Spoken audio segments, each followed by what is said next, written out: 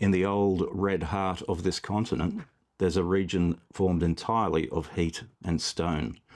It's one of the most ancient places on Earth.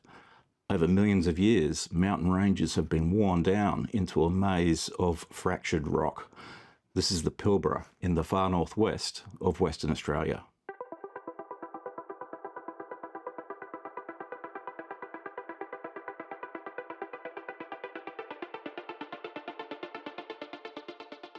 To us, this landscape reads as a beautiful emptiness, but to a ridge-tailed monitor, it reads as home infrastructure. Every fissure a corridor, every ledge a thermal opportunity, and every crevice a door to another part of the world. This is an animal that reads rock the way we read a room, and this is the story of how I tried to bring that landscape indoors by rebuilding a home that I first made a decade ago, but now re-engineered for a very different kind of reptile. When it comes to reptile enclosures, most of what I produce is designed and built from scratch, but today's enclosure is a bit different. This enclosure has already lived one life and it's about to start a second. I built it back in 2017 and it was actually designed for venomous snakes. And it's housed some of the most beautiful but most venomous snakes in the world. Today we're going to have a look at how to take an existing design and completely re-engineer it for a different reptile species. So we're going to go from elapids to the ridge-tailed monitor. So the enclosure was originally designed for a Collet's black snake from out in the black soil plains of far western Queensland. It's one of Australia's most beautiful snakes.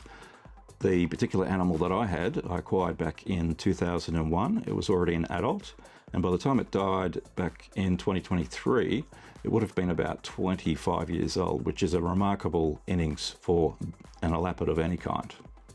So the original design was, before anything else, a piece of safety engineering. There were two habitat tiers separated by a heated rock platform, which jutted out into the space below. The platform was warmed from within for nocturnal thigmothermic heat transfer. It featured an externally lockable hide compartment so the venomous snakes could be secured before I opened the enclosure. There's also a remote feeding tube, which let me introduce food without putting a hand into the same space as the snakes when the scent of prey was thick in the air. After the Collet snake died, I moved my tiger snake into the enclosure. That snake is doing quite well in there. It's been there for a few years, but it's not the perfect design in terms of the landscape represented for a tiger snake. So we're going to build that one a brand new enclosure coming up in a future episode. For the living room enclosure, I decided to move to something a little bit friendlier. So I settled on a pair of beautiful red colour phase ridge-tailed monitors. My plan for this year was to meet these charismatic little monitors out on their home ground, to drive out to the Pilbara and study the country that built them before I tried to rebuild that here. But this year that trip simply didn't eventuate. The adventure will have to wait, and so our monitors, Gordon and Saffron, needed to trust me to interpret the landscape from afar. The ridge-tailed monitor, Varanus acanthurus, known in the reptile hobby simply as the Ackie, is one of the world's smallest monitors. It's in many ways a scaled-down version of the Komodo dragon, which actually belongs to the very same genus.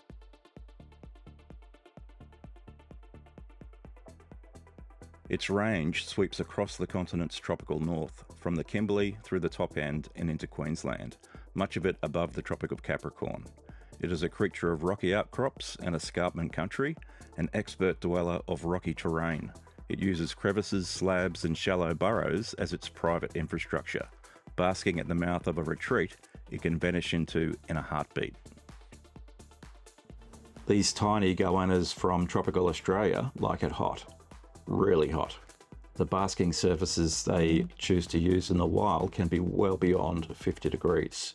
The two animals that I've acquired are of the red colour phase, which makes them a nice match for the Pilbara-inspired enclosure. For most of the history of keeping monitors in captivity, we got one thing badly wrong. We kept them too cool. Keepers would infer that an animal basking constantly under a warm lamp was happily engaged in natural behaviour, but these early monitor setups proved slowly lethal.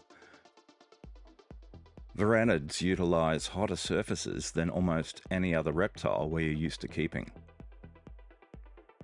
To power their thermal requirements, they need access to surfaces that are far above their preferred operating temperature. Monitors are often highly thigmothermic in the wild, strategically pressing their bodies onto superheated surfaces to rapidly lift their body temperature, and then adopting a walking gait where the underbelly is lifted completely off the ground.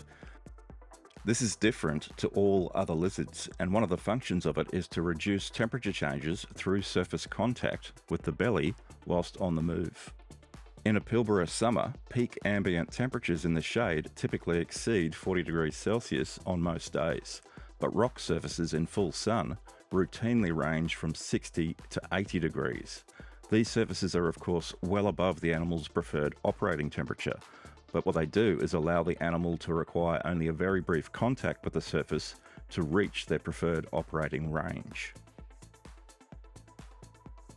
Historically, captive monitors were often kept in setups where surface temperatures are only just above their preferred range. Monitors in these setups were starved of their fast charging requirement, and they suffered a range of metabolic failures, including obesity, gout, and failure to efficiently extract the required nutrients from their food.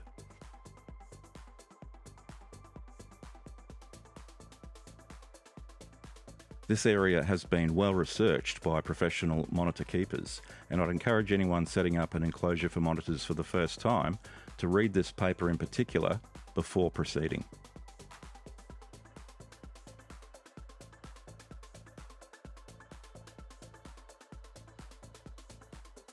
The elapids that lived here didn't need to climb the way a monitor climbs. They didn't need the walls to work for them. So the first job was rethinking the rock itself. I went back into the existing rockwork and resculpted it, adding complexity, adding rougher surface textures that claws can key into, more overhangs, more ledges, more tight spaces to disappear into. And the best part has been watching them use it. From the moment they went in, Gordon and Saffron have been sliding, gripping, resting, and navigating across these surfaces as though they had always known them, keying their claws into the rough render, bracing on the ledges, reading the rock with their whole bodies. That fluency is the clearest sign that the surface physics are working to match what the animal's evolutionary requirements expect.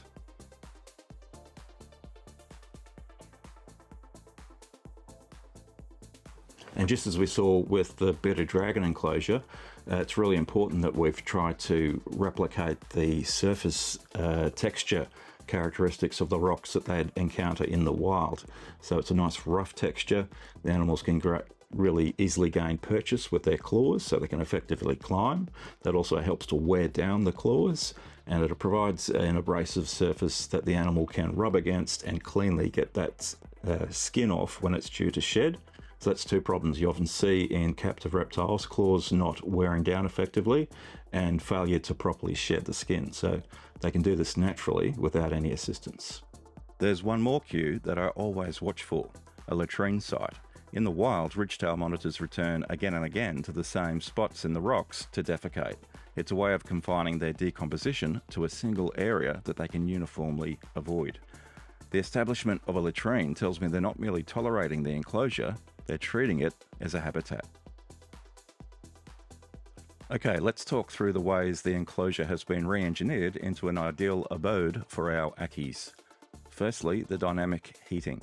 To provide a thermal environment that safely meets the needs of these heat-hungry monitors, I've developed an array of halogen lamps with full digital control and arranged them into 3 separate heating zones. On the left, we have Zone 1, comprising 2 50-watt lamps.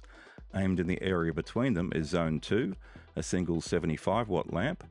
Zone 3 is anchored to the right of the enclosure and comprises one 75-watt lamp and one 50-watt lamp. Aimed at the dense rockwork, these form zones for basking, but more importantly, they heat up the rock below to precise temperatures available for thigmothermic transfer. All 3 zones are independently digitally controlled and synced to local sunrise and sunset. Thermostatic control is infinitely adjustable and will be set to mimic the temperature ranges typical of summer and winter in the Pilbara. The net effect will not so much be a thermal gradient, but a complex mosaic of daytime rock temperatures the animal can choose from for the thigmothermic transfer. At night, residual heat is mimicked via a subfloor heater, with control managed by a fixed digital thermostat. This ensures the animals have thigmothermic agency into the night. One sheltered rock area remains under residual warmth right through the night, and if they prefer, they can sleep in areas that are allowed to drop down to the ambient temperature through the night. So it's a piece of engineering logic that you'll see repeated throughout all of my builds. I call it the dynamic heating regime, and the idea is to not have the classic static thermal gradient where there's one place in the enclosure that's at the ideal temperature all day long. That's a recipe for obesity. The animals don't have any motivation to move. So what I do is have the ideal temperature zone actually shift throughout the enclosure throughout the day, and even change the in and out points for the thermostats. So it's completely dynamic, and the animal will be encouraged to move around through the enclosure throughout the day. From the activity patterns seen so far, the animals usually emerge in the morning, immediately seeking a high temperature heating point for about 30 minutes or so before bursting into a period of a few hours of high activity, cycling between rapid foraging, basking, exploring, gravel digging, and even attempted courtship behaviours. But the female's not yet receptive. That's expected, as we're not yet at the correct length of daylight hours to trigger breeding. Afternoons so far are typically marked by a notable reduction in activity. The animals become more sedentary, spending longer time sleeping out in the open, usually in zones around the low 40s, and generally moving around either less frequently or at a more leisurely pace. They retire to sleep at sunset, but sometimes they won't leave the rocks until they have completely cooled, and then stumble off to shelter after the lighting has actually shifted into the moonlight phase. So the intention with Gordon and Saffron is ultimately to breed them, and that hide area I will, around breeding season, introduce some suitable egg-laying substrate, and as soon as we see egg-laying happening, that can actually be locked off, and I can transfer those eggs into an appropriate incubator. So there are quite a few aspects of the original venomous snake enclosure design that have carried over quite well into the enclosure's new role. First one is the feeding tube. So the feeding tube was originally designed as a way of getting food into the enclosure for the venomous snakes. I could pop the food in and not have any direct contact with the snakes. It's obviously a good idea with an elapid, but it's turned out to be very useful for exactly the same reason, but with the monitors. Unfortunately, the previous keeper fed these little guys by hand, and of course the result of that is they associate fingers with food.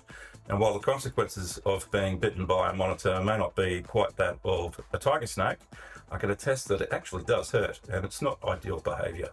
The monitors do get a lot of live insect food, but a significant portion of their diet is lean meat infused with reptile supplements, including calcium, and all of that food is delivered through the old system, and it's already working really well. They already associate the sound of that thing opening and closing with the food, and no longer associate feeding with my hands. So they're really intelligent, and that change has immediately stopped that biting behaviour. While we're on food, it's important to reiterate that important relationship between those high temperatures and being able to efficiently metabolize all of the nutrients in their food, particularly vitamin D3 and calcium. Unlike most other lizards, monitors get most of their D3 and calcium through efficient metabolism of their whole prey item food, rather than through ultraviolet light. We've gone to quite a bit of effort in this setup to make sure there's lots of varied terrain, so the rockwork has the caverns and overhangs and crags, but I'm also going to try over time various substrates. At the moment it's just gravel in the below the overhang, and then bark inside the lockout hide box, but I'm going to use different things over time. It's good to add different materials to encourage exploration and novelty in the enclosure. The animals are also definitely using the old elapid escape chute, so I built a pipe in between the upper and lower levels, just as an alternative way of accessing the top and bottom, and they use it straight away. It's not actually lined with anything to provide traction, but they still have no trouble climbing up and down.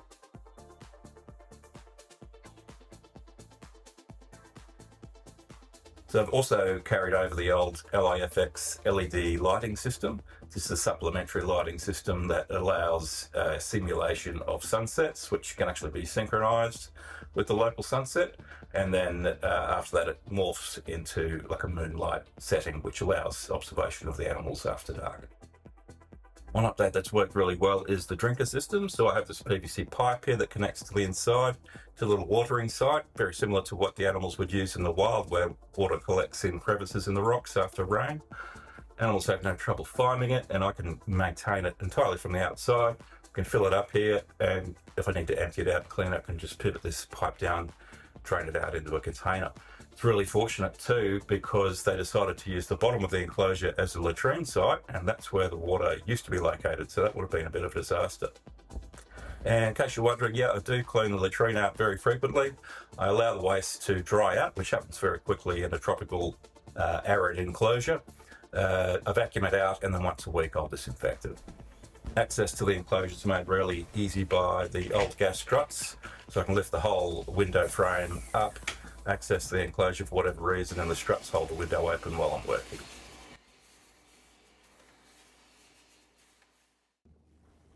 As always, my approach with these enclosures is to never really get complacent and see it as completely finished. Whenever we design a captive habitat for a reptile, we need to understand we're really just taking a series of educated guesses around whether we can take enough of the wild and recreate it to meet the animal's needs in captivity. We don't always get it right. So over the next few months, Gordon and Saffron will deliver a verdict on how the enclosure's going. We'll come back and we'll take another look at it in a future episode. Much more content on the way. Don't forget to like and subscribe. Thanks for watching.